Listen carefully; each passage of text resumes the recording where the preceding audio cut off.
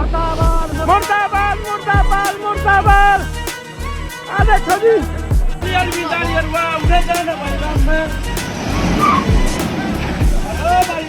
ਤੁਹਾਡੇ ਉੱਪਰ ਗੱਡੀ ਚੜਾ ਦਈਏ ਕਿਵੇਂ ਸਾਡੇ ਵੱਲ ਲਖੀਮਪੁਰ ਖੀਰ ਚੜਾਈ ਗਈ ਕਿਵੇਂ ਰਹੂਗਾ।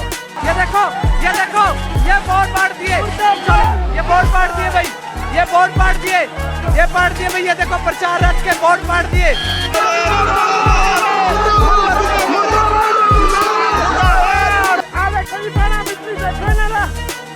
किसानों ਨੂੰ ਬਾਣਾ ਬੀਜੀ ਦਵੱਲਿਆ ਸੀ ਉਵੇਂ ਬਾਣਾ ਬੀਜੀ ਦਵੱਲਿਆ ਤੇ ਜਿਵੇਂ ਕਿਸਾਨਾਂ ਨੂੰ ਬਾਣਾ ਬੀਜੀ ਦਵੱਲਿਆ ਸੀ। ਆ ਦੇਖੋ बीजेपी ਦਾ ਹਾਲ। किसान बेल्ट में भाजपाइयों की हालत इतनी पतली हो गई है कि किसी भी गांव के मुख्य द्वार से एंट्री करते वक्त इनका कलेजा थर थर थर थर कांपने लगता है।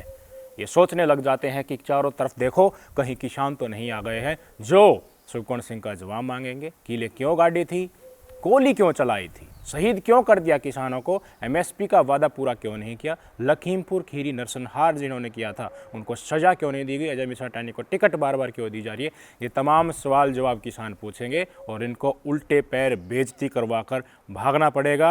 और वोट इनके पक्ष में आना तो दूर की बात है, माहौल पूरा का पूरा इनके अगेंस्ट में पूरे गाँव में बन जाएगा। इसलिए भाई साहब अब ये नई रणनीति अपना रहे हैं। अब तक तो चोरी छुपे चौपाड़ में पहुंच जाते थे, वहाँ पर पुलिस प्रशासन को लगा दिया जाता था, कोई बोलता था तो मुंह बंद करके बाहर भगा दिया जाता था। गांव में ही गांव के लोगों को ही पुलिस फेंक देती है चौपाड़ से बाहर जब ये भाजपाई आदेश देते हैं। तो जब ये मेन एंट्री लेने वाले होते थे, एक दो दिन पहले अगर किसानों को मैसेज आ जाता था कि देखिए यहाँ से भाजपाई आएगा और यहाँ बकवास और जुमलेबाजी फेंकने आएगा, तो सारा किसान वर्ग गांव का इकट्ठा होकर उसको एंट्री ही नहीं करने देते थे। लेकिन अब मेन रास्ते से एंट्री नहीं मिल रही है, चौपाड़ में आ रहे हैं, जा रहे हैं, इस रास्ते का किसानों को पता चल जाता है तो इन्होंने विरोध से बचने के लिए, किसानों के सवाल जवाब से बचने के लिए एक नया तरीका निजात किया है। खेतों में से भागने लगे।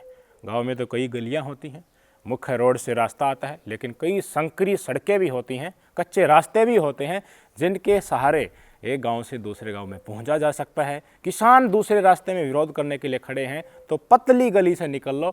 उन्हीं पतली गली से निकलते हुए पंजाब में तस्वीरें आ रही हैं, भाजपाई संघी इतनी ज़बरदस्त तरीके से अपने काफिले को खेतों से भगा रहे, धूल उठ रही है, मिट्टी उड़ रही है। तस्वीरें ऐसी हैं जैसे पीछे कोई अकाल पड़ गया हो, अगर उसकी गिरफ्त में आ गए तो भाई साहब तुम्हारा काम होना तय है। देख लीजिए, बौखलाहट देख लीजिए। और किसानों ने वीडियो बनाकर खुद डाला है, उनको पता चल गया कि इस रास्ते से वो नहीं आए तो बदलो प्लान जल्दी से और जहाँ से भाग रहे हैं उनको पकड़ो। बाइक पर बैठकर पहुँचे और पूरा वीडियो बनाकर हमें भेजा है, सोशल मीडिया पर तैर रहा है। और आपके सामने ये तस्वीरें वाकई दिखाती हैं कि ज़मीन के ऊपर इनकी असल औकात आज 2024 के तीसरे फेज का चरण होने वाले हैं चुनावों की क्या हालत है। मुर्दाबाद मुर्दाबाद मुर्दाबाद मुर्दाबाद। आ देखो जी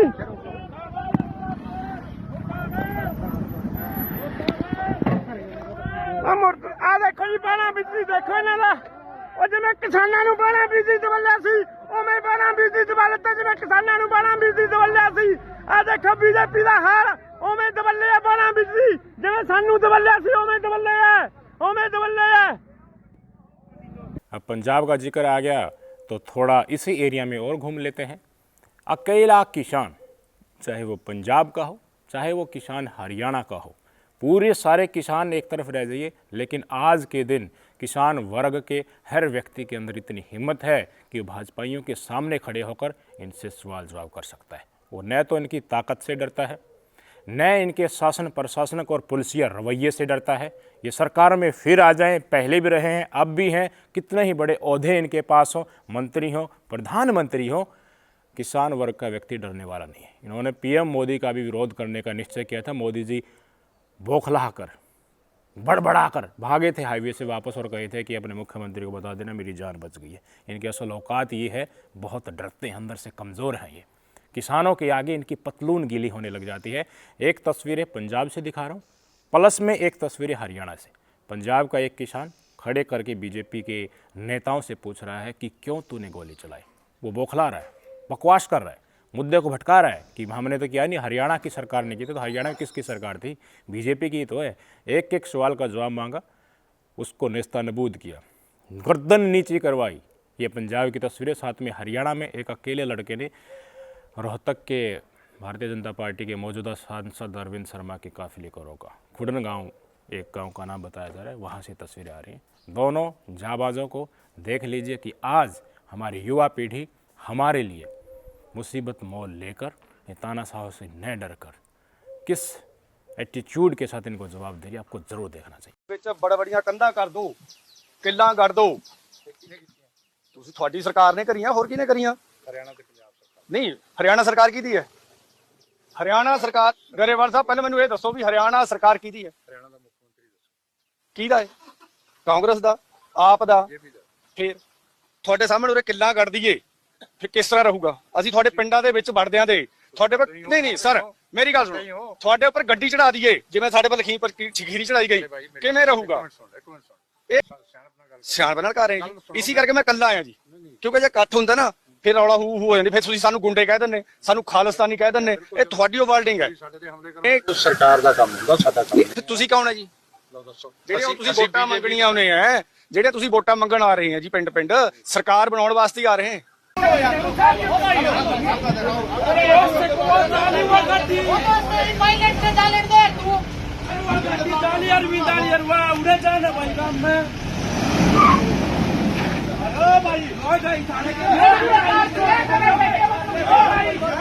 भाई साहब मनोहर लाल खट्टर जी अब तो हरियाणा के पूर्व मुख्यमंत्री हो चुके हैं। इनका शासन प्रशासन कैसा है? इनके काल में देश में हरियाणा नंबर 1 बेरोजगारी पर हो गया। जो सेंटर से प्रोजेक्ट हरियाणा को मिलने थे वो दूसरे राज्य वाले उठाकर ले गए। ये खिचड़ी पीकर आराम से सोता रहा। नो हिंसा इसी के कार्यकाल में हुआ। बेरोजगारी टूट गई। हर भर्ती, मैं कह रहा हूँ कि कोई भी ऐसी भर्ती नहीं होती जो कोर्ट में नहीं जाती है। सारा चलन प्रशासन फिसड्डी इनके शासनकाल में रहा। अब इनको बदला जा रहा है। लोकसभा का प्रत्याशी हरियाणा के करनाल से बनाया गया है। वोट मांगने के लिए पहुंच रहे हैं तो इनके काफिले में भाजपाइयों की जो गाड़ी होती है, इनका तो विरोध हो ही रहा है। कल हमने तस्वीरें दिखाई थी, इनको ज़मीन दिखाई जा रही है। इनके काफिले में जो प्रचार का मटेरियल होता है, पोस्टर लगे होते हैं तानाशाहों के, किसानों के हत्यारे के, उनको उखाड़ कर किसानों ने फेंक दिया। इनके काफिले में जो गाड़ी चल रही थी उनकी, और इशारे में बहुत अच्छी तरीके से जवाब दिया। थापी मारकर ऐसे ऐसे किसान इनको दिखा रहे हैं कि हाँ देखेंगे तुमको, तुम वही हो ना गोली चलाने वाला। खट्टर तो वही है ना जिसके राज में पहले वाला किसान आंदोलन भी हुआ और दूसरे वाला भी अब चल रहा है। और सुखवंत सिंह को गोली मारकर पुलिस ने कथित तौर पर उसकी हत्या कर दी है। 2-3 बहनों का इकलौता भाई हुआ था। सारे जवाब मांग रहे हैं और इनको ज़मीन दिखा रहे हैं। तस्वीर देख लीजिए, कैसे कैसे दिन आ गए हैं। इनके काफिले को फाड़ा जा रहा है। लोकसभा का प्रत्याशी है। ये देखो, ये देखो, ये बोर्ड पाड़ दिए, ये बोर्ड पाड़ दिए भाई, ये बोर्ड पाड़ दिए, ये पाड़ दिए भाई। ये देखो प्रचार रथ के बोर्ड पाड़ दिए। ये देखो भाई किसाना का विरोध, भाई किसाना का विरोध, गाड़ियां नजर आने लग रही है भाई। ये देखो, ये देखो, ये देखो किसान विरोध करते नजर आने लग रहे हैं। और ये देखो तस्वीरें ज्यादा से ज्यादा शेयर करते रहो भाई। किसानों ने भाई साहब अपनी किसान यात्रा का 7 मई से ऐलान कर दिया है। और जहाँ जहाँ अब बड़े वाले नेता आने वाले हैं ना, 25 मई को चुनाव है हरियाणा में भाई साहब, वोटिंग पड़ेगी। तो उससे पहले अमित शाह, योगी, गृह मंत्री जी, ये तमाम मंडली संडली फेंकू शेकू सब यहाँ पर आएंगे। तो उनका विरोध करने का भी प्लानिंग किसानों ने कर लिया है। किसान रैली निकाली जाएगी, हर हरियाणा के डिस्ट्रिक्ट में जाएगी, गाँव में जाएगी। उस किसान यात्रा में लोगों को जागरूक करेंगे किसान कि हमारे साथ इन्होंने कितनी ज़्यादती की है। और जब ऊपर वाले जिस दिन प्रचार करने के लिए आएंगे वो तस्वीरें तो देखने वाले ही होंगी। इससे पहले भी कई बड़े बड़े नेताओं, मंत्रियों जो केंद्र में बैठे हैं, उनके हेलीकॉप्टर को नहीं उतरने दिया था। तस्वीरें हरियाणा से और किसान बेल्ट से पहले भी आई हैं और अब की बार भी एक्सपेक्टेड है। अब मैं दिखाना चाहूँगा कि इनकी जो क्षेत्रीय पार्टियाँ हैं जिन्होंने इनको समर्थन दिया, सरकार बनी और इनकी हिम्मत हुई कि किसानों के ऊपर गोली चलाएँ, कीले गाड़े, कंटीले तार लगाएं, उनको आतंकवादी, खालिस्तानी, कनाडा से फंडिंग मिलने वाले बताएं। पंजाब को अगर वहाँ पर बीजेपी की सरकार नहीं बन रही, किसी और को वोट डाल रहे हैं, तो उसको पूरे के पूरे पंजाब को खालिस्तानी और देशद्रोही दिखाने की कोशिश करो। पूरे गोदी मीडिया के प्रकरण के साथ दिखा दो जनता को, देश की दूसरी जनता को, कि पंजाब का हर आदमी तो अलगाववाद की सोच रखता है, भिंडरेवाला की टी शर्ट पहनता है। ये कोशिशें बहुत ज़ोर शोर से चली थी। जब से स्वतंत्र मीडिया आया है तो लोगों की आवाज़ पहुंच रही है, सच्चाई पहुंच रही है। किसान आंदोलन ये 2.0 चल रहा था। जो पत्रकार महोदय, स्थानीय पत्रकार थे, जो ग्राउंड से रिपोर्ट कर रहे थे, असल तस्वीरें दिखा रहे थे कि मोदी सरकार, हरियाणा की बीजेपी सरकार किस तरीके से आंसू गैस के गोले छोड़ रही है, गोली चला रही है। उन सब के फेसबुक और ट्विटर हैंडल ब्लॉक कर दिए गए। अब देख लीजिए, इनके साथ जिस जननायक जनता पार्टी ने सहयोग किया था और किसानों को मौत के घाट उतारने में अपने हाथ रंगाए थे, उनको ज़मीन दिखा रहे हैं। दुष्यंत चौटाला थे ना, डिप्टी सीएम बनाए गए थे और 10 विधानसभा सीटों के साथ समर्थन देकर भाजपाइयों को कुर्सी पर बैठा दिया, उनकी सरकार बना दी। कांग्रेस की गवर्नमेंट बन नहीं पाई, उनको दे देते तो उनकी बन जाती, सीटें तो उनकी भी काफ़ी थी। ऐसा विरोध दुष्यंत चौटाला के खुद के विधानसभा क्षेत्र में ही, जो उप मुख्यमंत्री था, उनकी माता श्री का, नैना चौटाला का ज़बरदस्त विरोध लोग इकट्ठा करके। सीट ही नहीं निकलने वाली है, आने वाले है ना हरियाणा में विधानसभा चुनाव, सीट नहीं निकलेगी उप मुख्यमंत्री से, और उनकी माता जी का विरोध देख लीजिए और अंदाज़ा लगा लीजिए कि किसान बेल्ट में भाजपाइयों की औकात क्या रह गई है। अब चुनाव धीरे धीरे नज़दीक आएंगे तो धर्म और जाति के नाम पर ये लोगों को बहकाएंगे, बताएंगे कि ये किसान तो जाट ही हैं, बाकी और लोग देखिए जो चुपचाप बैठे हैं। जाट वोट बैंक को दो फड़ करने की कोशिश करेंगे, पूरे और वोट बैंक को दिखाएंगे कि देखिए जाट समुदाय का व्यक्ति हरियाणा में जो है वो कांग्रेस पार्टी से है, वो प्रभुत्व अपना दिखाना चाहता है, अपनी जाति को सर्वश्रेष्ठ दिखाना चाहता है, तुमको दबा देगा, उसकी सरकार आ गई। उस समीकरण से वोट बैंक को प्रभावित करने की कोशिश करेंगे। थोड़ा बहुत प्रभावित हो जाए या नतीजे कुछ भी आ जाए, किसानों का आमदा और जिस हिम्मत से ये आवाज़ उठा रहे हैं उसको इतिहास में स्वर्णिम अक्षरों में लिखा जाएगा। नैना चौटाला की बेइज्जती देख लीजिए।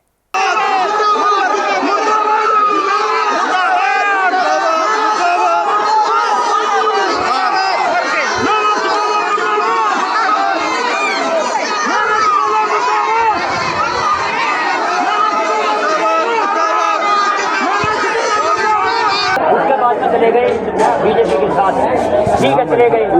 घोषणा पत्र साहब का बुढ़ापा पेंशन का 500 रुपए लागू होने लगे, अभी 3000 रुपये वो क्या बीजेपी का हिसाब इशार हुआ, ये बताओगे आपकी बात नहीं। चलो किसान आंदोलन छिड़ गया, ठीक है ना, 13 महीने हम बांटने में बैठ रहे, 750 किसान शहीद हो गए, दूसरे पहुंचाने की एक दिन सरकार कौन दी, आपने कौन दी, अजय बीमारी कही था किसानों को।